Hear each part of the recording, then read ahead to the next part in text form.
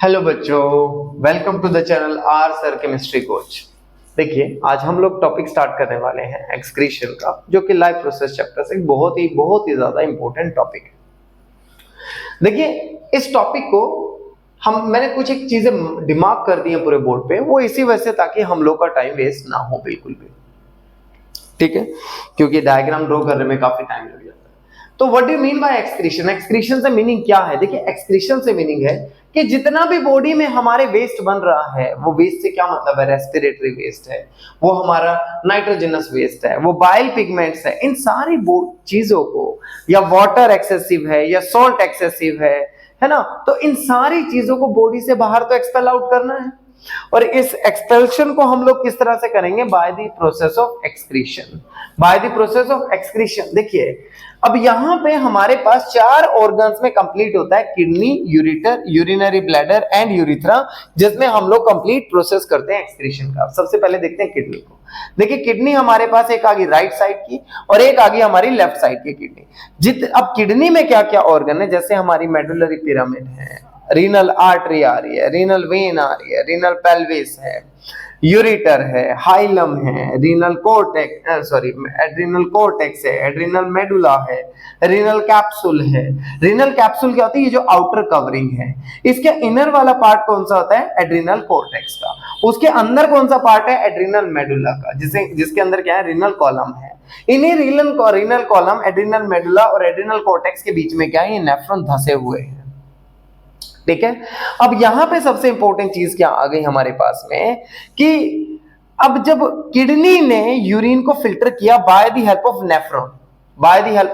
Nephron, अब देखिए nephron समझते हैं। नेफ्रॉन क्या है? यहां पे renal artery and renal vein दोनों चीजें गई हुई है।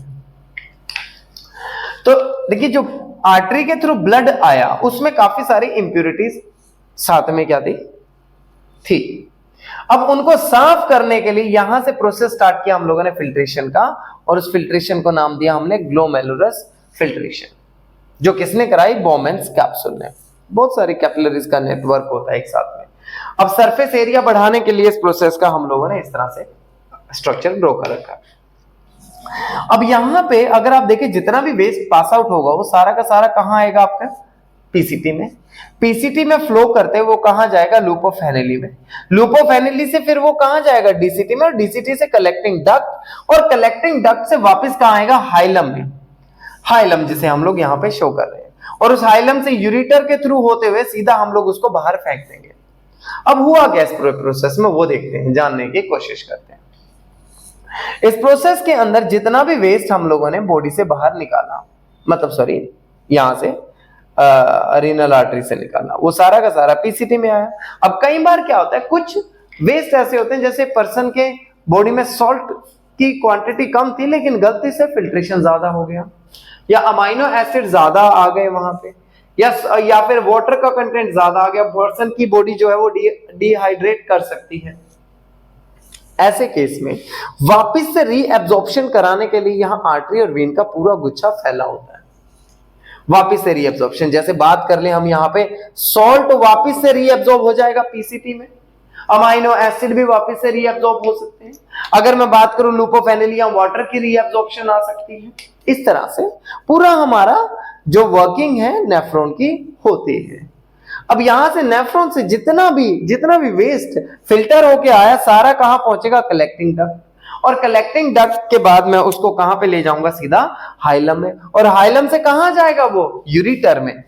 यूरेटर से होते हुए कहां जाएगा? यूरिनरी ब्लैडर में।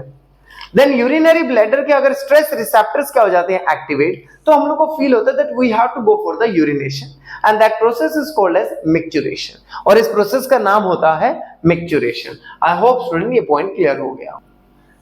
देखिए बेटा, कुछ टाइम लगा के मैंने यहाँ पे बोर्ड पे एक और मैंने रेस्पिरेटरी वेस्ट के बारे में काफी कुछ बना दिया। देखिए, इसको थोड़ा समझने की कोशिश करते हैं। जितना हमारा रेस्पिरेटरी वेस्ट है उसमें CO2 और बाय प्रोडक्ट्स आते हैं फूड स्टफ्स, और इन्हें हमें बाहर बॉडी से फेंकना नहीं भी होता है, मतलब ये सभी के लिए। अगर हम नाइट्रोजनस वेस्ट की बात करें तो अमोनिया जो रिलीज करते हैं they are called as ammonotelic. जो यूरिया रिलीज करते हैं they are called as ureotelic. जैसे ह्यूमस यूरियोटेलिक होते हैं, यूरिया निकलता है हमसे। नेक्स्ट आ गया यूरिक एसिड, जिनमें निकलता है वो यूरिकोजेनिक या फिर यूरिकोटेनिक बोलते हैं हम उनको। नेक्स्ट अमाइनो एसिड भी एज अ वेस्ट निकलता है। तो अमोनोटेलिक, यूरियोटेलिक, यूरिकोटेलिक, इसमें अमोनिया फिश और एम्फीबिया रिलीज करते हैं, यूरिया में डॉग, गोट, काउ, ह्यूमन, जितने भी ज्यादातर एनिमल्स हैं। यूरिक एसिड की अगर हम बात करें तो रेप्टाइल्स और एव से निकलता है। और अमाइनो एसिड कौन रिलीज करते हैं? मोलस्क्स एंड एकाइनोडर्म्स, मतलब ये सबसे इंपॉर्टेंट चीज है जो बॉडी से रिलीज करते होते हैं। अगर मैं बात करूं यूनिसेलुलर ऑर्गेनिज्म, सीबीएसई में भी क्वेश्चन आ चुका है, इनके केस में जो वेस्ट प्रोडक्ट होता है, देखिए जैसे मान लीजिए आप अमीबा का एग्जांपल ले लीजिए, तो जितना भी वेस्ट होगा वो कॉन्ट्रैक्टाइल वैक्यूल के अंदर इकट्ठा करेगा, और जब पानी आएगा तो उसमें पानी भर के इसको फुला देगा, स्वेल कर देगा, और फिर इसको बॉडी सरफेस पे ले जाके इसको बस्ट कर देगा, फोड़ देगा, और इससे बॉडी के बाहर निकल जाएगा। इसीलिए ऑस्मो रेगुलेटरी ऑर्गन क्या आ गया? इसके कॉन्ट्रैक्टाइल वैक्यूल। अब कुछ मल्टीसेलुलर ऑर्गेनिज्म की बात कर लेते हैं, जैसे स्पॉन्जियम सिलेंट्रेट्स होते हैं, जैसे साइकोन्स होते हैं, ठीक है, साइकोन्स हो गए, अमीबा हो गए, पैरामीशियम हो गए, हाइड्रा हो गए। इनके पास कोई स्पेसिफिक ऑर्गन नहीं है, लेकिन ये फिर भी अपनी मेम्ब्रेन के थ्रू एक्सक्रीशन करते हैं, इसीलिए वहां पे क्या लिख दिया? Plasma membrane. नेक्स्ट बात करते हैं प्लेटीहेल्मिन्थेस की। प्लेटीहेल्मिन्थेस जिनके अंदर जैसे प्लेनेरिया लार्वा, उनके केस में क्या होती है? Flame cell. क्या आती है उनके केस में? Flame cell. अगर हम लोग बात करें नेमेंथलिस की, तो वहां पे क्या होता है? जैसे एग्जांपल आ गया एस्केरिस, तो उनके केस में क्या होती है? Flame cell. क्या होती है? Mainly flame cell. अगर हम बात करें नेमेंथलिस एनिलिड्स की, तो उनके केस में क्या होता है? नेफ्रीडिया, ये येलो सेल्स होती हैं, ठीक है। येलो सेल स्पेशली कहां होती है? अर्थवॉर्म के अंदर। अगर मैं बात करूं नेमेंथलिस की, then H shape excretory canals होती है वहां पे एक्सक्रीशन कराने के लिए। आर्थ्रोपोड में कॉक्सल ग्लैंड या मार्पिजियन टिब्यूल्स होती हैं, जिनके थ्रू वो क्या करते हैं? अपनी वेस्ट को बाहर फेंकते हैं। मोलस्क पहले वो ऑर्गेनिज्म थे हमारे जिनके अंदर किडनी आई थी, और उनके किडनी को हम लोग क्या नाम देते हैं? ऑर्गेनोबोंजेनस, ठीक है। तो आई होप ये मल्टीसेलुलर ऑर्गेनिज्म का एक्सक्रीशन का कंसेप्ट आप सबको क्लैरिफाई हो गया होगा। तो अगर मैं इसी चीज को आगे देखते हुए चलूं, तो अगर ऑर्गन्स की बात करें, तो एक नॉर्मल ह्यूमन के अंदर जनरली 2 टाइप के एक्सक्रीटरी ऑर्गन्स हमारे पास आते हैं। एक का नाम होता है असेसरी ऑर्गन, और सेकंड होता है मेन एक्सक्रीटरी ऑर्गन, ठीक है। एक हमारे पास क्या आ गया? एसेसरी, मतलब अगर हम लोग देखें, फर्स्ट क्या आ गया हमारे पास में? असेसरी ऑर्गन,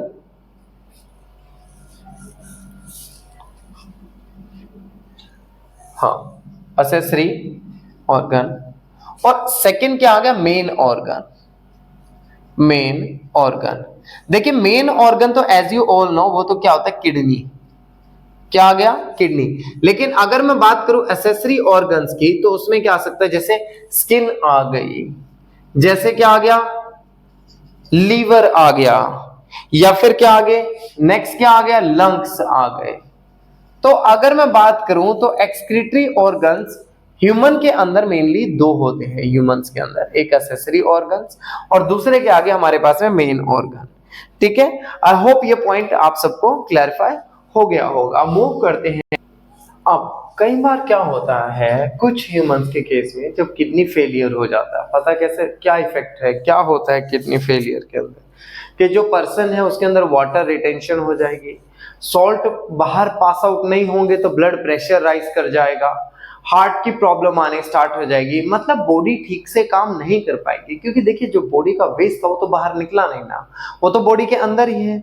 तो ऐसे केस में उस पर्सन की क्या करानी पड़ती है? डायलिसिस करानी पड़ती है, या उसको किडनीज को ट्रांसप्लांट कराना पड़ता है, ठीक है। तो डायलिसिस कैसे होती है इस चीज को समझते हैं। पहले पर्सन की आर्टरी से ब्लड लिया जाता है, और उसको फिर क्या किया जाता है? पंप किया जाता है। किसके थ्रू? सेमी परमिएबल मेम्ब्रेन के थ्रू। ये सेमी परमिएबल मेम्ब्रेन उस ब्लड को ऑस्मोसिस फिनोमिनन की हेल्प से क्या करती है? आगे उसको साफ कर देती है, और उसको हम कहां डालते हैं? डायलिजिंग सॉल्यूशन में। जहां से डायलिजिंग सॉल्यूशन से एक क्या होता है? जो बॉडी के अंदर वेस्ट होते हैं वो सारे निकल जाते हैं बाहर, और दूसरा एक होता है फ्रेश डायलाइजिंग सॉल्यूशन, उसको हम लोग देते रहते हैं। मतलब 2 सॉल्यूशन से पास करना होता है हम लोगों ने, एक में वेस्ट आ जाता है और दूसरे में फ्रेश हम लोग उसमें पास आउट करते हैं। फिर वो जो ब्लड साफ हो जाता है तो हम उसको कहां लेके जाते हैं? वेन में, और वेन से फिर बॉडी के अंदर वापस डाल देते हैं। तो this is the mechanism of artificial kidney. I hope students आप लोग को ये चीजें सारी क्लैरिफाई हो गई हैं। अगर हो गई तो प्लीज कमेंट सेक्शन में जरूर लिख के बताइएगा। अब थोड़ा सा इसमें प्लांट्स के बारे में भी हम लोग बात कर लेते हैं। देखिए प्लांट्स के केस में भी वेस्ट बहुत सारा बनता है। अब प्लांट्स के वेस्ट हम लोग के लिए लेकिन किस हेल्पफुल हो जाते हैं, अब किस फॉर्म में हेल्पफुल होते हैं, वो रेजिन्स की फॉर्म में देखा होगा कई बार प्लांट के अंदर कट मारो एक्सुडेट्स बाहर निकलते हैं, उसके अंदर क्या होता है टैनिन्स होते हैं, कुछ लेटेक्स होते हैं, कुछ ऑर्गेनिक एसिड्स होते हैं, ठीक है, कुछ गम्स होते हैं, कुछ नाइट्रोजनस वेस्ट होगा, ठीक है। तो ये सारे की सारी चीजें हमारे काम की होती है। अब वो नाइट्रोजनस वेस्ट को अपनी बॉडी से बाहर कैसे फेंकते हैं, अगर आप देखें तो जितने पुराने वो अपने वेस्ट को या तो पुराने पत्तों में इकट्ठा करेंगे लीफ में, और देखा होगा लीफ की थोड़ी थोड़ी सी कई बार स्वेलिंग सी होती है और वो झड़ जाते हैं, नीचे गिर जाते हैं, तो उनके थ्रू उस वेस्ट को बाहर फेंकते हैं। कई बार ओल्ड जाइलम जो होता है, पुराना जाइलम होता है, उसमें इकट्ठा कर देते हैं, वहां पे अपना जितना भी वेस्ट है। कई बार जो बार्क होता है, बार्क के साथ पीछे पीछे वहां पे अपना वेस्ट इकट्ठा कर देते हैं। कई बार रूट्स एक्सक्रीशन करते हैं, वो रूट से देखा होगा प्लांट से थोड़ा बहुत कई बार वेस्ट टपक रहा होता है, तो वो चीजें आ गई, ठीक है, इस तरह से। तो इस तरह से वो अपनी बॉडी को डिटॉक्सिफाई करते हैं जितने भी प्लांट्स हैं। आई होप स्टूडेंट्स आप सबको एक्सक्रीशन का वीडियो क्लैरिफाई हो गया होगा। अगर हो गया तो प्लीज कमेंट सेक्शन में जरूर बताएं, and please like share and subscribe जरूर करें चैनल को मेरे। Thank you students.